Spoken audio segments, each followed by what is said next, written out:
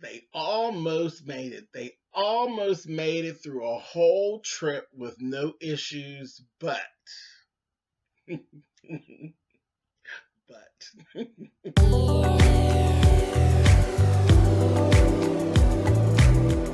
And I'm like, come on through, Cookie. I'm going up on my soapbox. That's basically it. Let's talk about drag in all its forms.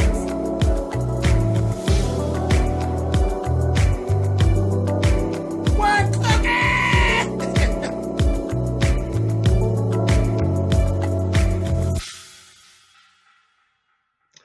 hey guys, thanks so much for clicking on the video. This is my review for Real Housewives of Atlanta. This is season 11. This is episode 8.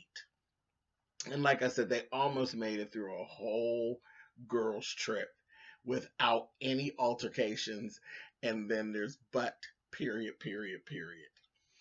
Um, but before we even do all of that, I want to take this time to say, now I know that the whole, and I'm addressing my whole Shay Treasure family, which is all my subscribers, and everybody else who is actually not subscribed, who are actually just watching this video, feel more than free to become a member of the Shay Treasure family, which is nothing but the House of Treasure, which is what I consider all my subscribers and my supporters. I understand that all of you do not celebrate Christmas. There are some of you who don't celebrate holidays at all. Okay, so I don't want to offend anybody, but I do want to say it. I want to give a very Merry Christmas to those of you who do celebrate it. Happy Kwanzaa, and we're not going to break it all down. Happy holidays to all of those who do celebrate the holidays. To the people who don't celebrate the holidays, I want to wish you a happy roundup of the year of 2018, because we're wrapping this year up and we're getting ready to move into 2019 and go ahead and make some more memories. So, in that, I think I've pretty much covered everybody. Um, you know, happy end of the year, you guys. And it's been wonderful. Thank you for all your support. I know I don't say it enough, in my opinion. I don't think I tell you guys enough. I truly do appreciate you all and all of the time that you actually do share of yours with me. Watch me do this, because if you didn't watch me doing this, there would be no purpose in me doing this. So thank you for being here with me. Now on to the Real Housewives of Atlanta and all the things that I actually have to say. Now I've been nice. Now I'm going to be me. Let's move on. Okay, so they're off on their girls' trip. Lauren and Portia are actually speaking to each other on the phone. This is the first morning, the first morning after Portia wakes up, and Portia is like, "Girl, I ain't told nobody nothing about my pregnancy. I'm not gonna say anything. It's going really, really well." Child, Portia is eating like a horse in that room, sneaking and eating. She got pickles and shit. It's kind of cute. She's not one of my favorites, but she's funny to watch in this state. She is funny, and I got a kick out of watching Portia. Baby, she is eating and having her a pregnancy time.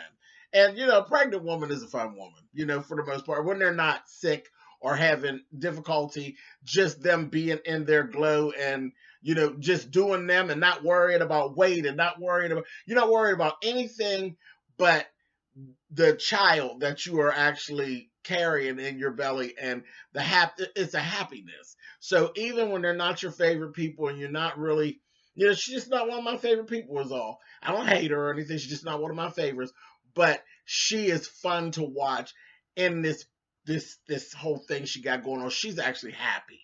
She's happy. So that's funny to watch. And she took Portia being Portia, dingbat. She goes and gets she has this bottle of Hennessy. She pours the Hennessy out, and it like broke her heart. Baby, be pouring all that good brown liquor down the drain. She pours all the Hennessy out, rinses out the bottle, and then she refills it with a mixture of Coke and apple juice. I said, "Oh Lord!" Shakes it up, sips, and she like, "All right, turn up." And I just laughed. I was like, "Girl, she is a clown." So she got her little bottle and she goes on about her business, and I just laughed. That whole scene I thought was very cute. It was very funny. Next, there's Marlo. Marlo, bitch, you gonna get enough for dipping and tending to other people's goddamn business. But that's what Marlo does. She a messy bitch. She bring herself on down to Shamari's room and she just bombards. She really, she bulldozes. She like a fucking Amazon. She just bulldozes. She bulldozed in there, told Shamari, girl, I'm gonna help you. I'm gonna help you out. You're back on her again about this fashion thing. Now, it's a sore spot with Shamari. No, she don't dress the best. She really don't. She don't dress the best, but so what? So what? Some people don't. It just is what it is. And she's neat and she's clean. And that's really the thing that's important. She's neat and she's clean. It just kind of shit, it is what it is. And one thing, I don't actually see Shamari attacking other people about their fashions. She just does what she does, and it is what it is. Now, if it don't work for you, it don't work for you, and oh well. But Marlo just push. See, my aunt, I'm talking about my aunt. My aunt can't dress at all. My aunt is like the CEO of Clown Mania Clothing. That's just her. But in her mind, she be sharp as a motherfucker. Sharp as hell. Child, listen, I already told y'all about when girlfriend rolled through with her motherfucking faux rabbit coat. Baby, that looked like it had actually been up underneath the bed since the summer of 73 with a bunch of sweaters and shit on top of it. And then looked down, she had the boots to match. That shit was a mess. But in her mind, baby, listen, she has fallen off of the page of Vogue, honey, in her mind. But the only problem with my aunt is my aunt tries to read other people's fashions and her shit be fucked up. But what you do is, your style, your sense of style is your sense of style. If you ain't fucking with other people, then it's cool. Just go ahead. And that's what goes on with Shamari. Shamari's shit is off. But she does not fuck with other people about their shit. So just let her go. But Marlo just kept on. Baby, when I tell you Shamari was in that damn confessional, when she said that Marlo is always down with OPP, I said, oh, other people's pension, bitch. I said, Shamari, bitch. Shamari's the best. I said, oh my God, I laughed. But then this is what I didn't like. Shamari, you start backpedaling. You backpedal and pussy popped. Try it. You start making excuses for your fashions being what they are. So I like to love on my family. I like fashion, but I just don't have time. Okay, so when you said that, I kind of start side-eyeing you because for you to say that insinuated that you know you can't dress. So what is it, Shamari? Do you like the shit that you put together or do you not? Because if you can't dress and you feel like you can't dress, then bitch own up to it and then take the help that somebody's giving you. If not, if you have your sense of style and you like your sense of style, then stand in it. You got me a little confused. I don't know which way to go with you. Do I actually take up for you or do I not take up for you? This time I'm going to take up for you just because I don't like the way Marlo bulldozed in on it. But bitch, make no mistake, I'll come back here and spank your ass on these reviews. Get it together. Figure out, are you comfortable with your sense of style or are you not? I'm going to say that you're not, and I'll go further on with this review. We're going to talk about it some more. But Shamari, I'm going to need you not to backpedal on pussy pop. You understand? Either stand in it or don't stand in it. Right now, I'm side-eyeing you a little bit because you're not really standing in it. You're insinuating that you know you can't fucking dress. So if you know you can't fucking dress, then go on and take the little shit and go on. Whatever. So they go to breakfast, and Marlo hooked her up, put her this big hat on, and tied a scarf around her, took her on that, and she looked cool. And as soon as she walked up, Nene, and I was like, Nene, that was unnecessary. But everybody noticed right away that something was different. And then she was walking with Marlo too, but they're like the last two to get there. Nene blurted out, I bet you look good, but I know that ain't you. That's Marlo. That's all Marlo. I know that ain't you. That wasn't necessary, Nene. It wasn't necessary. We all knew it, and that wasn't necessary. You a shady bitch, and that wasn't necessary. But anyway, so that was that. That kind of ended that little thing, but only for right then. Later on, it actually Shamari has sat in that shit and stewed about it. We're gonna talk about it. Let's move on. Okay, so this was cute. This was fun. Now, this I thought was a very fun thing, and I was kind of nervous. It made me, I had a little angst through this because I said, this is going to cause issues. This is going to be where the issues start from for the trip. Nene came up with a little game called Bitch Stole My Talent. So, in this, it was because there's an even number of girls. So, we had Eva versus Cynthia in Runway. We had Marlo versus Tanya for Fashion Maven. We had Candy versus Shamari on vocals. And then we had Portia versus Nene on being a hostess. So I was like, oh, this could go very, very wrong. But it went really fun. It was really good. It was fun. And it was if for people who are new viewers. Because, see, some folks are actually new viewers. We're in season 11, and everybody hasn't been here the whole time. So it was nice to see people actually tap into what it is that they're really known for. So the new viewers can actually see what is the significance of these girls. Each one, the new ones and the old ones. And a nice reminder for people who have been here like myself from episode 1. It's a nice reminder to see that the girls are still they're still honing their trades, their trades and doing what it is they do and building upon it. Because they're all basically still growing in what it is that they do. Nobody has lost it. Okay? So, first up, we got the whole Fashion Maven thing.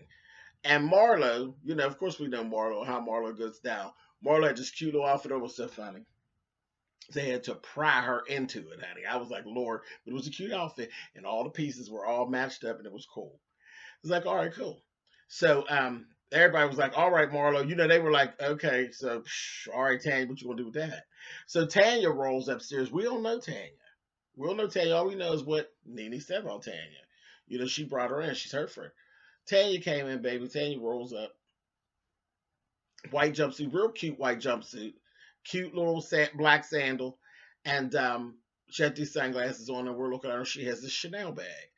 And so they're like, girl, this is a competition. What did you give it, honey?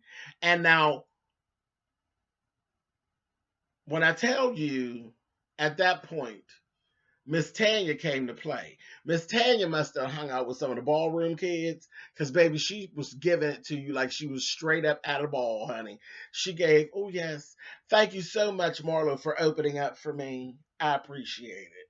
I said, oh, there's the shade. And then she starts. She says, well, let me go ahead. It was a whole fucking production, baby. She said, when you're out vacationing, you come in something real cute like this jumpsuit. And then you begin to take your clothes off because you're probably going to a swim park. Baby, she went and come up out of this white jumpsuit, had on this fierce old black and white swimsuit underneath, went into the Chanel bag and brought out this sheer skirt, had a pair of glasses. She's naming off all because most of the shit was Christian Dior. It's all these labels. And then she busts out and she said, and then you can mix your labels up with something real high end and something low end. And she had the glasses from Nene's store. Pause right there. Nene. Baby, that did not sit well with Miss Nene, honey. She was giving low end. Honey, those glasses came from my store, and those glasses retail for $120. Okay, Nene. All right. I said, we're going to hear about that again soon. I just know, because I know Nene. That ain't going to be let go. So they keep on going. There wouldn't have been a confessional about it if there wasn't going to be another mention of it. I said, whatever, Nene. So she goes on. She went down to the sheer skirt, and then she takes the glasses and said, and I love giving gifts. She gave the glasses to Marlo. And they did match Marlo's outfit. I said, oh my gosh, she didn't let Marlo have the child. She did. She slayed Marlo. She really did. She completely slayed Marlo. I said, this whore been hanging out with the kids, honey. And she gave it to you very much in a ball form. Honey, category is shut Marlo down, honey. I said, oh, all right. So Tanya slayed Marlo. Then we went to Eva versus Cynthia on Runway. Now, of course, and then they did like just still poses and they flashed pictures. They were both excellent. Okay. They were both excellent. And Eva was cocky, and of course, she's in her confessional coming from Miss Cynthia. And I'm like, Eva, leave this alone. You can't win. You can't win. And I'm going to tell you why. Because one, y'all are both fierce. Both of you. Both of you are fierce motherfucking models. Both of y'all in your own right. You bitches slay. Both of you. And they both slayed in a little competition. But I'm going to tell you why you can't win, Eva. Because Cynthia Bailey is a motherfucking veteran. And the fact that she stood her ass up there, what is she, 51? 50, 51? She stood her ass up there with you, bitch. And she worked that motherfucking floor just like you did. She did not miss a beat. She is a veteran. So you could never shut her down, doll. Because if not be for her, you'd not even have the opportunity. So you never could win. Unless there would have been something where the bitch was up there limping and all off step or something like that. But the fact that she could get up there and do what it is that she does with your young ass, you got her standing there, baby, in her 50s. Got a whole goddamn college-age daughter. Doing everything you doing, bitch, not missing a beat, not missing a step. You can never win. It just is what it is. You got to pay. You got to pay where it's due to be paid. You just have to. Had it not been for the Cynthia Baileys of the world, you wouldn't exist. So that's just the way it is. So you couldn't win. I was proud of both of you. Y'all both slayed. Y'all did. Y'all really did. Two very beautiful girls. And I was living for it. It was cute. And it was very lighthearted, and there was no problem. And there was no nasty confessionals afterwards. I was so happy about that. I was like, cool. It was cool. It was just really cool. And they both told each other, girl, you slayed. You know what I mean? I think and I hope that this is the patch up of the Cynthia versus Eva versus Cynthia situation. Because it's just bullshit. Eva, let that go. Leave that alone. Okay, moving on. So then we got Candy versus Shamari. Shamari was determined she was not going to lose this to Candy because the whole remember they did the little fashion thing that time? She's like, she beat me at the, the bitch stole my look. She said she's not going to beat me at the bitch stole my talent. She's not. So, baby, we got Shamari first. Shamari got up there and sang His Eyes on the Sparrow. Now, I was like, all right. Shamari sang down. She sang down. You understand me? And the thing about it, we all know Candy, what Candy can do. And Candy got up there and sang. Candy got up there and sang, and it was, of course, it was in one of her own original songs and all of that. And Candy went all up in that upper register. She played all in that upper register. Y'all couldn't read Candy. Y'all couldn't get her, couldn't read her. There was no, every man wants a woman. It wasn't none of that. None of that. Candy couldn't be read. Candy got up there and sang. She sang. And she played all up in that upper register, baby. She was good. But the thing that threw Shamari over the side, Shamari sang. And we don't know Shamari's vocals all like that. And it was more of a shock. I had no idea that Shamari could sing like that. When I tell you that bitch sang down. She sang with feeling. She sang with confidence. And she, baby, his eye was on the sparrow and our eye was on Shamari. She sang down.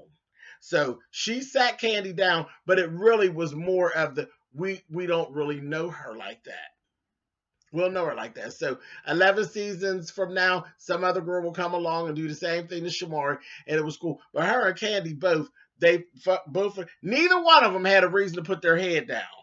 at all. But Shamari shocked us. She came out of there and she sang down.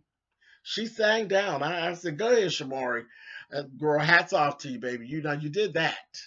And you don't need to be running around with my husband's a legend. He's a legend. Baby, you have more vocal talent than your husband. Catch them teas. Moving on. Okay. You big up in him, and he should be big up in you, bitch, because you got a motherfucking golden egg in your throat and don't know it. You ain't all that sure about it, but that's cool. That's cool. But you sang down, Mom. You really did. Let's go. Okay. So next, I didn't even know we were going to do this, but it was Portia versus Nene with the hostess. Baby, it was a no-brainer.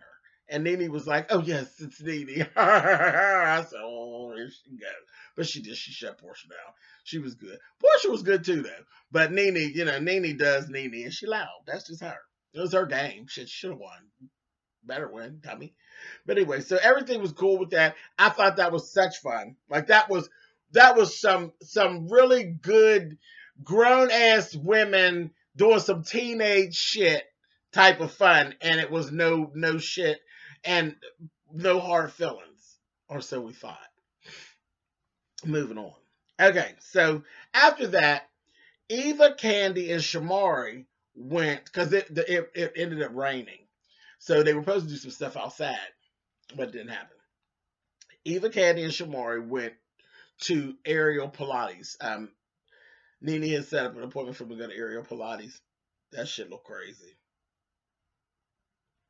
They're like, okay, whatever. And then the older girls stayed back. Portia wasn't feeling too hot, so she was laying up in the bed. She went and took a nap. The other ones got massages. Cynthia, Nene, and Marlo got massages. They were all in there having a conversation about Portia. And honey, everybody got back together and then started mixing notes together and saying, Portia bought a pickle at the damn gas station, and then she looked like she picking up a little weight. I know she's not doing keto anymore. They steady comparing notes like them whores do. And Marlo came out and said, "You know what? I think Portia running around with a baby in her ass, honey. I really do." So Nene ends up going to talk to Portia, and she talked to her Portia tribe, but it didn't work. She couldn't hold it, and she told Nene. Nene is very, very excited. That this was a whole really cute scene too. It gave that whole big sister feel, which what their friendship is supposed to be. So it gave that whole big sister feel, and they both decided. She said, "Okay, no problem, no problem, no problem." She told her about the Hennessy bottle and all of that, and she told her, she said, I'm gonna keep the secret. Let's just keep the secret. They both decided, let's keep the secret until after you go to the doctors, everything, and we know everything is okay.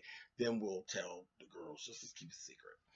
And at this point, I was saying, as I was watching the program, I'm saying, this is a perfect time for them to be having this episode that is not filled with drama. It's just lighthearted and it's fun, and we got, the time of year that it is. I really wasn't in for like no whole bunch of high drama. I was like, child, they had enough high drama on Married to Medicine. I was happy and cool with something very light. So I was like, oh, this is cute. I'm really having a good time watching this today. And I'm just watching. And then we see a little scene where Shamari is actually, she's stewing about the situation, about Marlo, which talks to the other girls. I said, oh, here we go. We gotta go downhill. So they go to their last night's dinner. They have a dinner for the last night. Shamari done stewed, honey. She had a few drinks, honey. Her hair was drunk. Girl, your hair was drunk, Mom. It was that shit in the front had to sweat it, and you done tried to recurl it, and it ain't fresh no more, and the shit was drunk. That hair was drunk. They sitting at the table, and they're having their little food and everything. And Shamari basically starts on Marlo. She starts on Marlo. And Nene could see it coming. Nene was trying to counteract some things that Shamari was saying that were leading up to, because Shamari was saying how, well, yeah, somebody asked, Candy asked her about her purse. Is it Candy? Candy or Portia asked her about her purse. And she, this was right after, let me do this first. This was right after they they did a toast. They did a toast. And Portia led the toast. And then said, I know I told y'all I was doing an alcohol cleanse, but for the last toast, I got to, she said, I don't drink that stuff y'all drink, and that wine y'all drink. And she come up off the bag with her Hennessy. So that threw all the girls off. They all bought it. She was telling lie after lie after lie. I said, you know what? It's a shame that we sitting there watching you, bitch, and seeing that you could tell lies like this. Believable lies. That's gonna come back to bite you in the ass, but whatever. So they all bought it, and it was like they laughed and kiki, and then they moved on. So Shamari went on. She said something to her about her purse. She's like, "Oh yeah, I borrowed this from Tanya," and then that's how she led into the whole thing. She said, "And when I was down in Tanya's room, we was talking about how Marlo came to my room, and this, that, thing, and the other, and from there it got started." And Marlo said something back, and they started going back and forth. And before you knew anything, Shamar was like, "You know what, bitch? So forth and so on." And she was like, "Don't call me no bitch." She was like, "You know what? I'm gonna take that back because that didn't come out at the right time." I said, "At the right time?" I said, "Oh, Shamari." I said, "Okay, so you can see right then, Shamari's with the shits. She plans to get you, bitch, and it is what it is." And that took Marlo right over to the other side. Marlo's like, "Bitch, you're not going to get me, honey." I said, "Well, this is going to be ugly because ain't neither one of them going to back down." And I said, at this point, I'm still going to take up for Shamari in the beginning because, Marlo, you bulldozed in there on her and you were shady. And you've been shady. And you are shady. And you move shady. So it was what it was. She's just not letting you bully her. She stewed on it, and now she's telling you how she feels. And Marlo, it is what it is. I mean, at this point, I mean, y'all both could have really let it go. But being as though she didn't choose to, I could really say y'all both wrong. Y'all both are wrong in some parts. But had you never done what you did, Marlo, this wouldn't be happening. So they had their little thing out, and it went all the way to, she told, Marlo told her, "Don't call me no bitch." She said, "Well, I'll take it back." Then they went back and forth, and then Marlo called Shamari a bitch. And then Shamari was like, "And you're a bitch. You're a bitch." She'll say it again. She gonna say, "Bitch." And went back and down. And she said, "Yeah, your mama's a bitch." She said, "And your mother's a bitch too." So that's when Nene was like, "Okay, She said, "See, I know where we come from. And where we come from, when they get to talk about your mother's a bitch, Marlo get ready to tag the shit out of Shamari." So Nene shut it down. Shut it down. But then Nene flips over. Oh, and this was the thing before we get to that, Nene. Shamari, again, you just went in there and you told us about how Tanya hooked you up with some stuff and all of this. You went to Tanya for a makeover that Marlo actually offered you originally. So you're actually telling us that you really aren't comfortable with your sense of style, and you're admitting that your sense of style is lacking. So from this point going forward, now I took up for you today because the way it was all started. And Marlo was shady in her approach. So I took up for you today, but this is the last time I'm going to do it because you have actually sat on film and you've basically let us know that you know your style is shit. So I ain't taking up for you no more. But I got your back on this one. Got your back on this one. But I don't want to see you backpedaling the pussy popper no more. I'm going to give you a pass this time. And that's it. We're not going to do this no more. You understand? Next case. Moving on. Nene, at this point, Nene was stewing still about the comment about those fucking glasses. And then she just started on Tanya out of nowhere. And I was like, wait a minute. And it was rude. And she was rude. She was rude as hell. Like, first of all, she's your friend. You brought her in, and now you fronting on her in front of these people. So I got a short patience for ignorance. And you talk with ignorance. Like, I mean, she just came for her. It was a character assassination. And I was like, Nene, bitch, you wrong. You wrong, bitch, because you felt some kind of way because you think you are this high-end bitch. And you selling these midway glasses and trying to pass them off like they're something else that they're not. Okay, they're $120. Sweetie, $120 is not a lot of money for a pair of sunglasses. They're not. Not in the arenas that you play in. Ask me how I know. Because I do fashion. Yeah.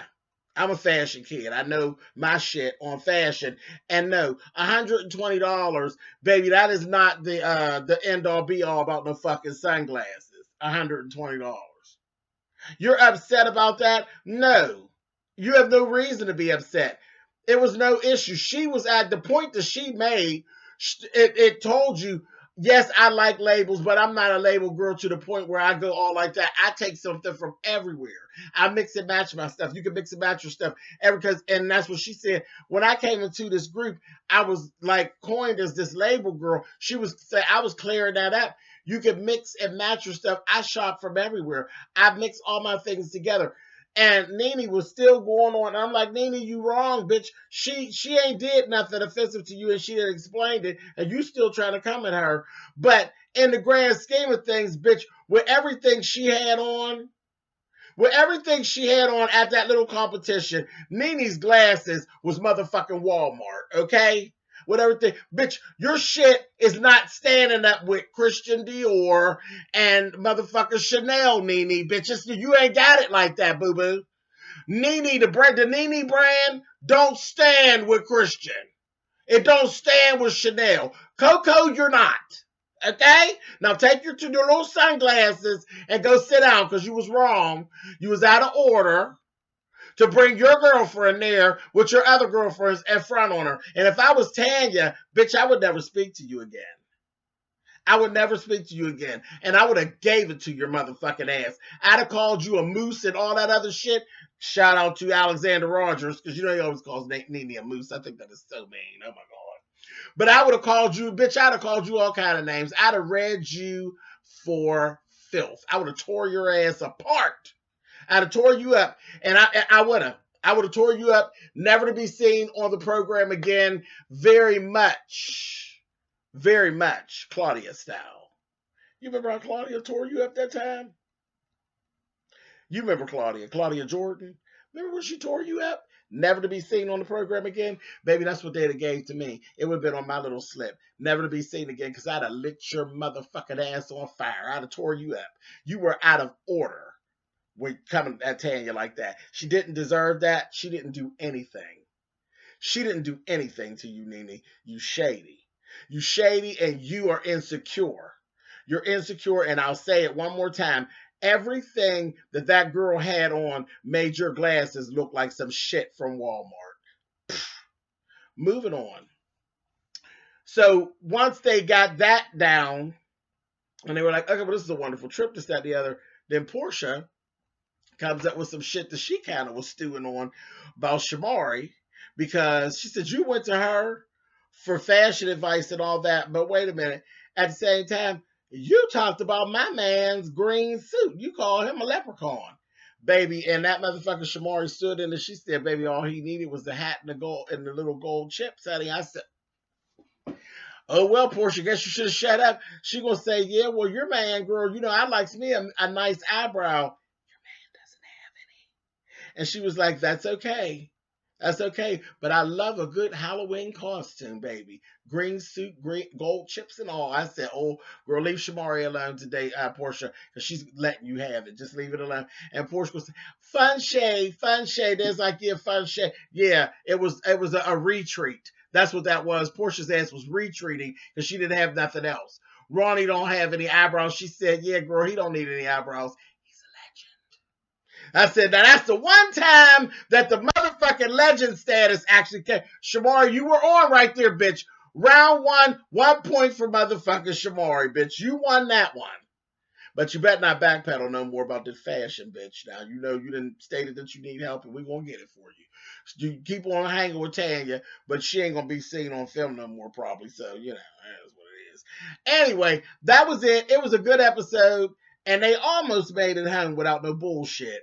But at least there ain't no bullshit carrying with them, I think, except for Nene and Tanya. Nene and Tanya ain't going to be friends no more. I don't believe. And surely Shamari and Marlo are done for now. Oh, child, when Shamari gave Marlo, girl, I was A-list when you were an alias, honey. I said, oh, okay. End of story. All right, you guys. I'll see y'all next week. Later.